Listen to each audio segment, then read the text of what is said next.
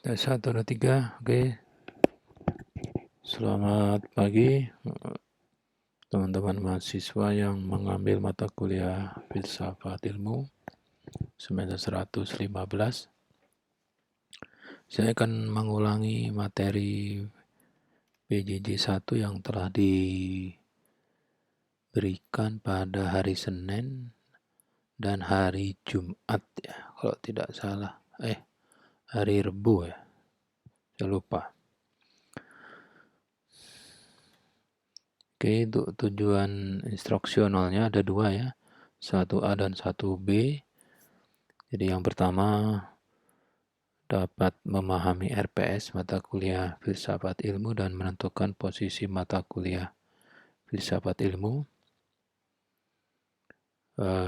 Ini staff info, bisa baca sendiri. Terus pokok bahasan. Pokok bahasan untuk kontrak mata kuliah, rencana pembelajaran semester sudah dibahas ya. Bisa dibaca sendiri di Google Classroom. Ini untuk referensinya. Referensi dari mata kuliah Filsafat Ilmu menggunakan buku yang ditulis oleh Pak Yuyun S. Surya Sumantri, Filsafat Ilmu, sebuah pengantar populer. Silakan mencari sendiri ya, banyak bukunya. Terus untuk penilaian mata kuliah ada 3 komponen. Yang pertama ujian akhir semester, ini 40%.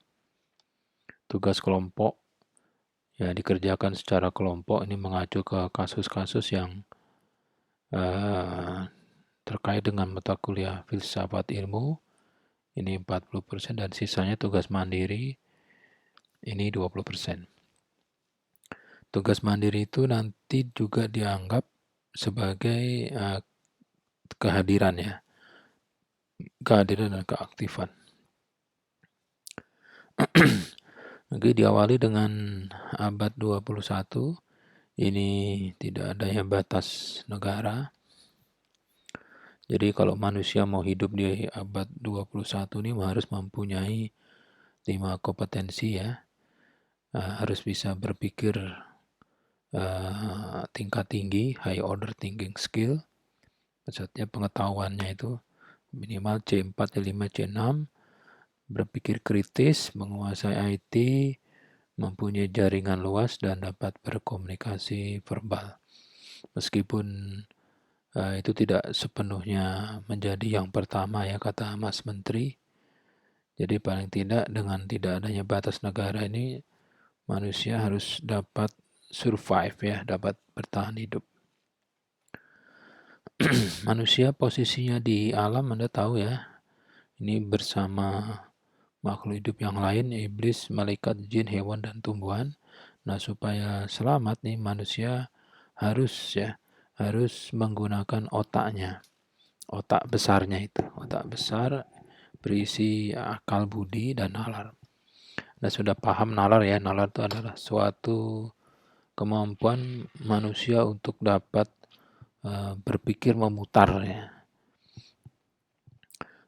Jadi kalau dia punya ballpoint yang tidak keluar tintanya, itu kalau tidak punya nalar ya diem aja gitu ya. Tapi kalau yang mempunyai nalar ya berusaha untuk bisa menulis ya, bisa pinjam, bisa memperbaiki, dan seterusnya sampai tujuannya tercapai. Terus manusia itu diberi oleh penciptanya yaitu 2 rasa ingin tahu dan juga rasa ragu-ragu. Nah, ini rasa ingin tahu ini membuat manusia akan berusaha untuk mempelajari pengetahuan. Dan ragu-ragu ini membuat manusia berupaya untuk memverifikasi apakah pengetahuan yang diperolehnya itu apakah sudah benar atau masih jauh dari benar.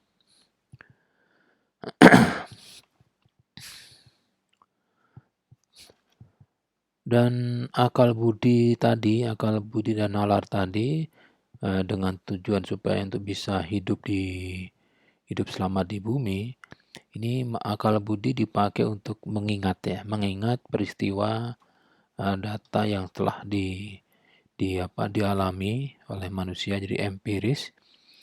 Terus dari mengingat ini, mengingat kumpulan-kumpulan pengetahuan yang pernah dialami digunakan untuk mempelajari ya, mempelajari sesuatu dan setelah mempelajari bagaimana mencari solusi atau bagaimana mempelajari sesuatu itu biasanya di, di menggunakan cara memikirkan objek ya, memikirkan objek yang tidak di depannya. Jadi berpikir ini ya tujuannya adalah untuk menemukan pengetahuan ya, menemukan pengetahuan. Pengetahuan yang mana? Ya yang benar tentunya ya. Pengetahuan yang dapat digunakan untuk memberi solusi atau membuat manusia itu lepas dari suatu masalah. Nah, menjadi pertanyaan berikutnya adalah pengetahuan yang sudah diperolehnya itu apakah sudah benar gitu ya. Nah, untuk bisa menjawab itu ya harus ada cara untuk memverifikasi atau mengetahui apakah pengetahuan yang sudah diperoleh itu benar. Kalau sudah ada manusia yang lain yang sudah pernah mempelajari, itu bisa ditanya. Tapi kalau belum ya, ini menjadi suatu pertanyaan yang harus diperoleh jawabannya. Nah, pertanyaan berikutnya muncul, kalau mendapatkan pengetahuan yang benar, definisi pengetahuan yang benar itu seperti apa? Kalau kita mau tahu bahwa suatu benda ini bernama X, ya kita tahu dulu definisi X itu apa. Kalau sudah kita ketahui definisi X, maka kita bisa tahu bahwa benda yang kita pegang ini apakah X bukan, ya kita harus mengacu ke definisi X tadi. Nah, akhirnya berpikir lagi bagaimana cara memvalidasi pengetahuannya. Dan yang terakhir atau yang belakangan, sebetulnya kita tidak usah mencari pengetahuan, membuktikan apakah pengetahuan itu benar ya. Sebab benar itu apa gitu ya. Kita harus tahu dulu benar itu apa. Kalau sudah tahu benar itu apa, nah pengetahuan yang benar seperti apa dan seterusnya. Ini menjadi dasar manusia untuk berpikir secara terus-menerus ya. Jadi kegiatan berpikir yang tidak pernah berhenti ya, itu adalah berpikir. Jadi ini bukti adanya proses kognitif di otak. Jadi otaknya itu walaupun tidak kelihatan ya, tapi tetap dipakai untuk berpikir. Kalau manusia itu berpikir, nanti manusia akan mempunyai banyak pengetahuan ya, mempunyai banyak cara untuk mengetahui sesuatu dengan jelas, sehingga semakin cermat dan semakin teliti. Nah, berpikir juga dipakai untuk mencari pengetahuan secara mendalam, secara meluas dan mendalam. Jadi berpikir itu definisinya adalah bertanya dalam hati atau bercakap-cakap dalam hati. Nah, karena sering berbicara dalam hatinya itu, maka manusia akan mempunyai sikap kritis. Ya. Jadi kesimpulan definisi berpikir adalah suatu proses kegiatan untuk menemukan kebenaran. Nah, kebenaran di sini adalah kebenaran yang berlaku untuk semua, ya. Bukan kebenaran dalam suatu skup yang kecil. Nah, sekarang mempelajari filsafat ilmu untuk apa? Ya, gunanya untuk dapat bertahan hidup di dunia, gitu ya. Supaya dapat bertahan hidup di dunia, masyarakat atau manusia ini akan berpaling. Berpaling itu nengok ke ilmu pengetahuan. Kalau nggak ada yang dilihat ya sudah, dia tidak dapat bertahan hidup. Kalau misalnya hujan gitu ya, hujannya hujan batu gitu. Bagaimana cara bisa selamat melewati sebuah hujan batu? Ya kita melihat ilmu pengetahuan yang pernah kita dapat. Kalau belum pernah ya kita mencari tahu. Jadi berpaling ke ilmu pengetahuan ya yang sudah pernah kita miliki untuk apa? Ya untuk mencari apa? ya mencari dan mendapatkan pengetahuan yang benar untuk suatu fenomena gitu. Tentunya setelah itu pengetahuan yang diperoleh itu harus divalidasi kebenarannya. Nah itu untuk tujuan instruksional yang 1A ya. Sekarang kita masuk ke tujuan instruksional 1B. Ini kalau setelah mahasiswa mengikuti yang bagian kedua ini, diharapkan dapat menjelaskan definisi mata kuliah filsafat ilmu itu apa, karakteristik berpikir filsafat, bidang kajian filsafat. Udah ini aja, kalau landasan tidak perlu ya. Oke, saya teruskan. Definisi filsafat. Filsafat ini dari bahasa Yunani ya.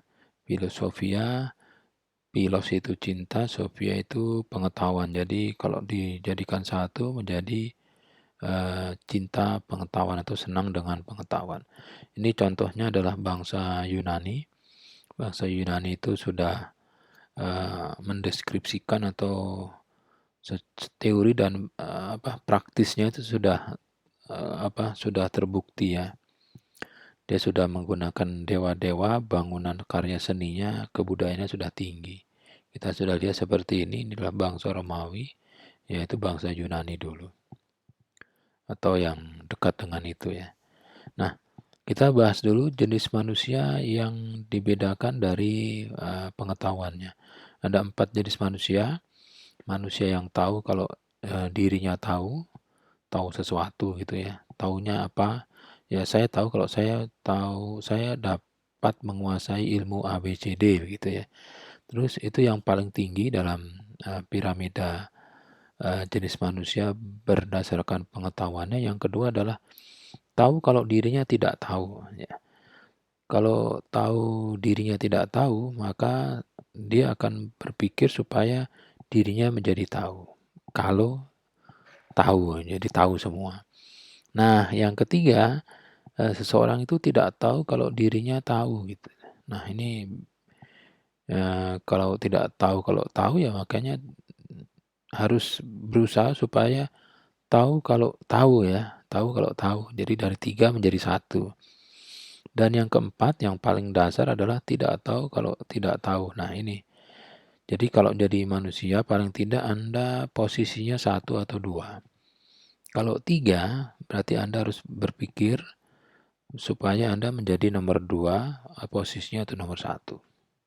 Kalau nomor 4-nya agak berat ya, karena tidak tahu kalau dirinya tahu. Nah, ini perlu adanya peran ya, peran eksternal manusia atau temannya atau kelompoknya untuk membuat dia bergerak menjadi tahu, tidak tahu kalau tahu. Nah, tujuan berfilsafat ini adalah pertama mempelajari pengetahuan yang telah diketahui. Kan Anda pasti punya pengetahuan yang telah Anda ketahui kan. Nah, itu Anda perdalam itu pengetahuan yang sudah Anda ketahui. Dan kalau sudah tahu pengetahuan yang sudah Anda ketahui, tentunya Anda juga tahu pengetahuan yang belum diketahui gitu ya. Jadi setelah mengetahui pengetahuan yang belum diketahui ya mempelajari pengetahuan itu. Seperti sekarang kan Anda sedang mempelajari ilmu yang belum Anda tahu, jadi mempelajari filsafat ilmu. Kenapa? Karena Anda tidak tahu, Anda tahu kalau Anda tidak tahu, makanya belajar gitu. Nah, jadi pengetahuan itu adalah hasil dari rasa ingin tahu manusia. Kalau tidak ada rasa ingin tahu, ya nggak akan mencari pengetahuan. Tetapi kebenaran, ya, kebenaran dari suatu pengetahuan ini dimulai dari rasa ragu-ragu. Jadi rasa ingin tahu menghasilkan pengetahuan. Rasa ragu-ragu menghasilkan kebenaran. Nah, filsafat ini dimulai dari rasa ingin tahu dan ragu-ragu. Kalau Anda mempunyai rasa ingin tahu dan ragu-ragu, Anda akan mulai berfilsafat. Jadi definisi filsafat adalah proses berpikir kritis untuk mendapatkan pengetahuan atau jawaban atau solusi dari suatu fenomena dengan benar. Itu namanya definisi filsafat. Misalnya ada hujan.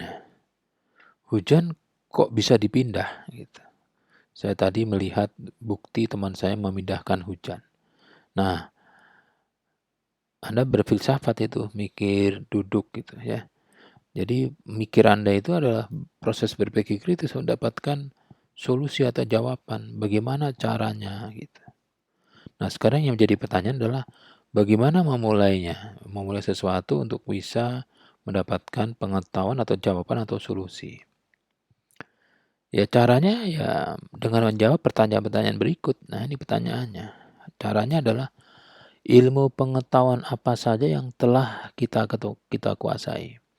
Ya nanti dijawab, kita list ya, kita daftar itu ada berapa ilmu pengetahuan yang telah dikuasai. Anda harus yakin apakah menguasainya hanya kulitnya atau seluruhnya. Yang dimaksud di pengetahuan yang telah dikuasai ya dikuasai itu semuanya. Ya kalau menguasai suatu lapangan ya nggak mungkin dong hanya ujungnya aja, semua harus dikuasai. Nah setelah Anda dapat mengumpulkan ya mendaftar atau membuat daftar ilmu pengetahuan yang telah dikuasai, nanti Anda bisa melihat mana yang daftar ini yang bukan ilmu gitu. Ya bukan ilmu atau yang ilmu mana. Nah, nanti yang bukan ilmu ya dibuang saja ya. Nanti kita bahas ilmu itu apa ya. Yang bukan ilmu dibuang, tinggal yang ilmu. Gitu ya. Nah, setelah sisanya ilmu, nanti ilmu-ilmu itu Anda lihat lagi apakah ilmu-ilmu tersebut sudah dikuasai dengan benar. Apakah ilmu itu sudah benar ya, benar-benar dikuasai dan ilmu yang dikuasai itu sudah memang benar, ilmunya sudah benar. Nah, kebenaran dari suatu ilmu itu harus mempunyai kriteria kebenaran. Jadi air itu disebut air yang layak untuk diminum itu kalau ada kriterianya. Mengandung unsur A, B, C, D sampai Z itu. Nah kalau air yang Anda sebut air itu tidak mempunyai unsur yang disebutkan tadi ya berarti bukan air. Itu cara menguji suatu kebenaran, ada kriteria. Nah gitu ya. Terus mengapa ilmu harus dipelajari ya? Untuk apa dipelajari? Gitu. Dan yang berikutnya adalah apakah fungsi ilmu? Nah, kita sebelum membahas itu, kita membahas dulu karakteristik berpikir filsafat. Yang pertama adalah menyeluruh ya, mendasar dan spekulatif ya. Ada 3 kalau mau berpikir filsafat. Kalau Anda tidak paham dengan berpikir filsafat ya, kita lihat karakteristiknya.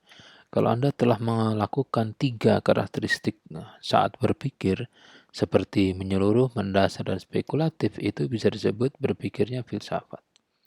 Pertama, menyeluruh artinya berpikir itu harus luas ya, tidak dibatasi oleh sudut pandang tertentu. Jadi kalau melihat Monas itu enggak hanya dari satu sisi, tapi dari sisi yang lain.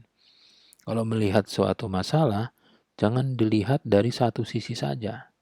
Kalau ada misalnya kecelakaan, bukan dari sisi korbannya, tapi yang pelaku yang menabrak, atau dari sisi jalan rayanya, dari sisi peraturannya, dari banyak sisi gitu ya.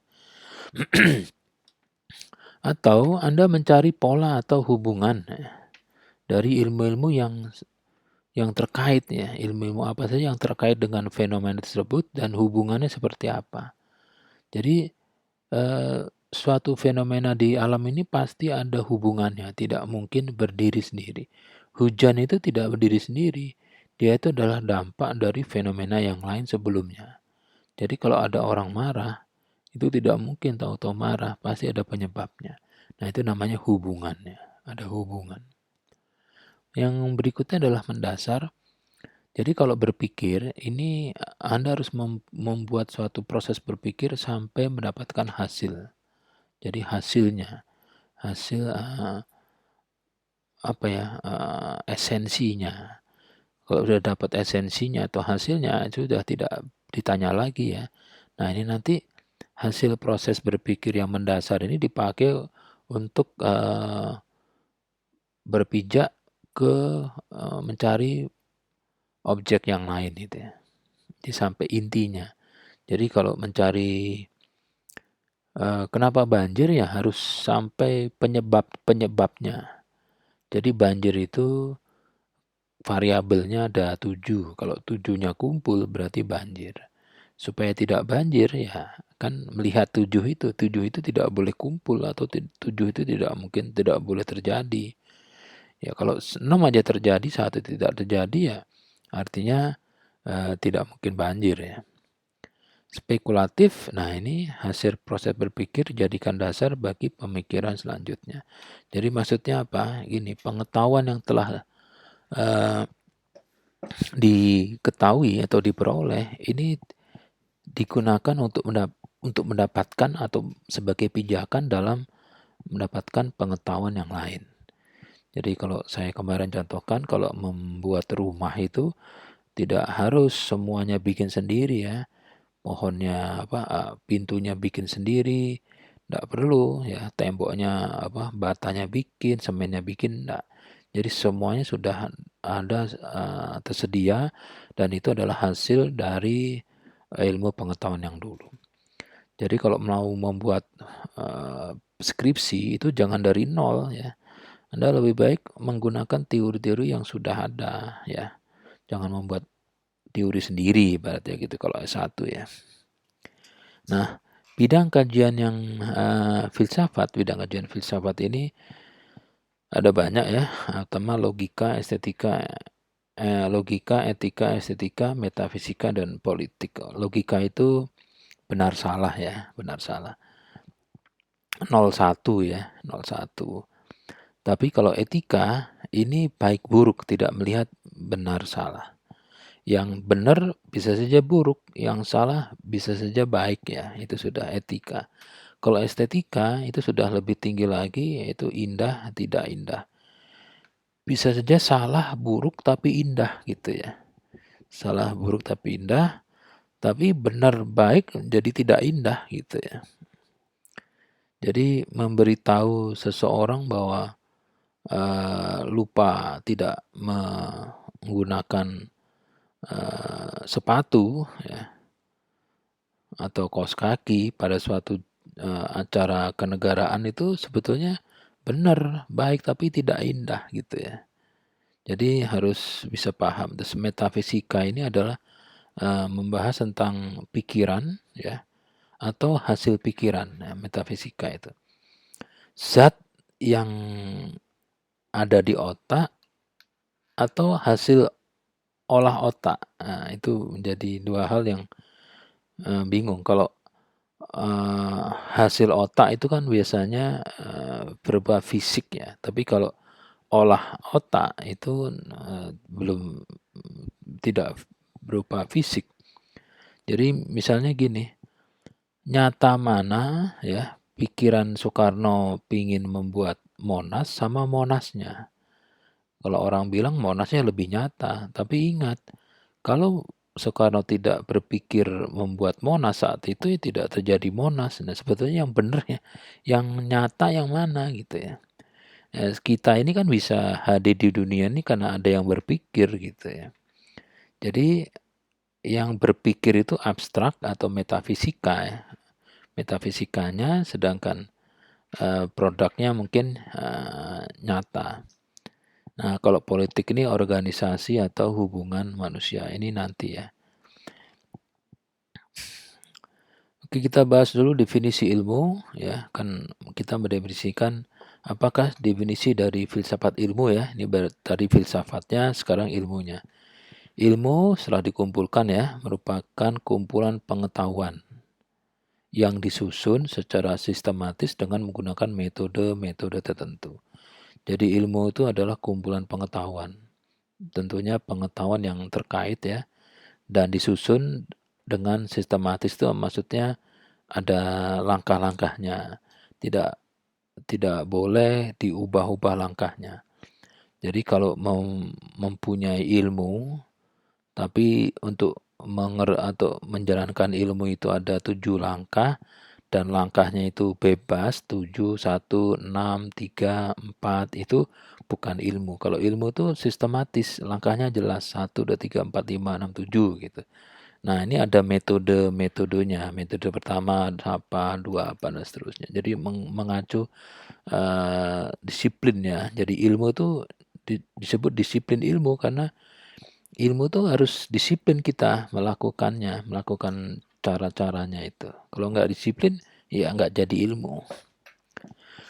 Nah, kalau Anda tidak paham dengan ilmu, coba kita lihat karakteristiknya ya, karakter ilmu. Setiap ilmu itu karakteristiknya berbeda. Yang pertama bersifat akumulatif, artinya ilmu itu dimiliki oleh umum ya. Tidak boleh ilmu itu hanya dimiliki oleh satu kelompok saja gitu ya. Nah, karena ilmu itu nanti dapat digunakan untuk mempelajari ilmu yang lain. Itu ilmu.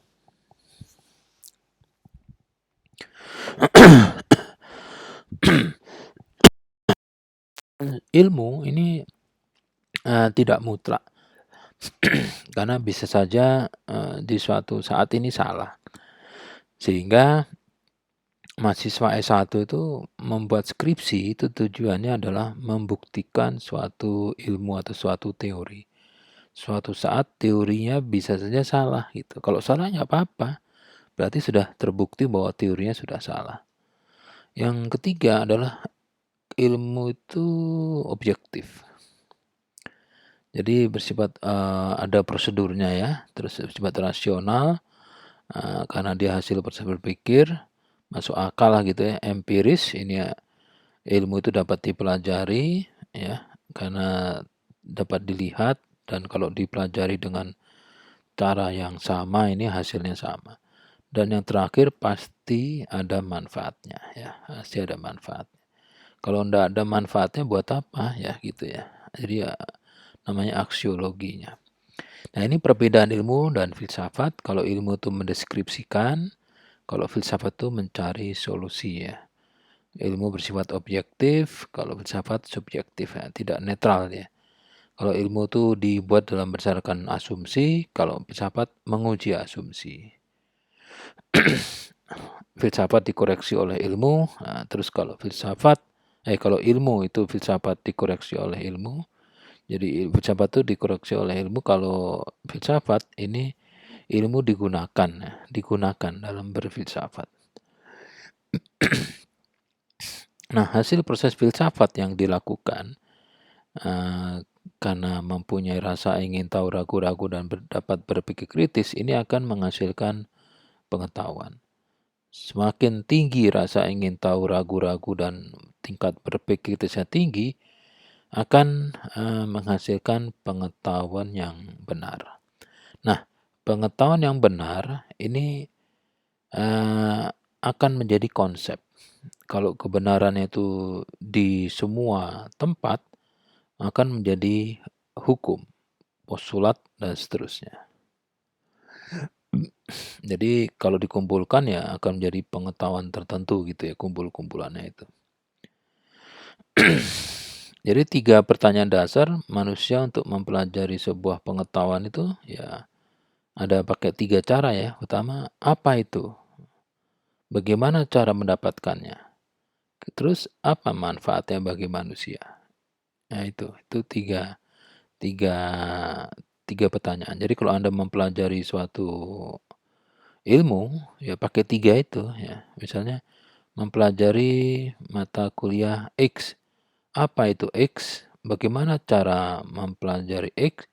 Terus buat apa itu mata kuliah X? Nah, biasanya dosen mata kuliah X itu akan memberikan hal tersebut. Jadi di pertemuan awal dosennya akan bilang X itu adalah ini, atau X adalah ilmu pengetahuan yang mempelajari tentang A, B, C, D. Nah, untuk mendapatkan pengetahuan dari A, B, C, D, Ini caranya nih, pertemuan pertama apa, kedua apa, sampai pertemuan terakhir ujian. Terus biasanya dosennya juga akan memberikan manfaat. Jadi kalau Anda mempelajari ilmu X itu nanti dapat begini, begini, begini gitu. Itu 3 ya. Nah, sebetulnya sama dengan ini. Ontologi itu apa? Epistemologi itu bagaimana cara mendapatkannya? Aksiologi itu untuk apa? Jadi ontologi, epistemologi, aksiologi. Dari suatu ilmu ini menggunakan filsafat. Sehingga dapat didefinisikan filsafat ilmu adalah bagian dari epistemologi. Jadi filsafat pengetahuan. Jadi caranya ya. Yang epistemologi yang secara spesifik mengkaji hakikat ilmu. Jadi seperti objek apa yang ditelaah oleh ilmu. Jadi filsafat ilmu itu menelaah objek apa aja yang ditelaahnya itu. Wujud objeknya seperti apa. Terus bagaimana hubungan objek tadi dengan manusia ya, dengan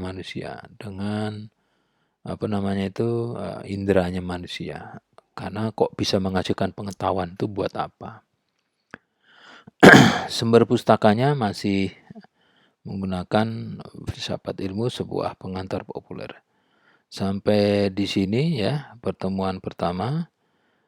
Kalau ada pertanyaan atau hal-hal yang sifatnya perlu klarifikasi, dapat bertanya di WhatsApp group atau di kolom diskusi di Google Classroom. Sampai di sini, selamat pagi. Assalamualaikum warahmatullahi wabarakatuh.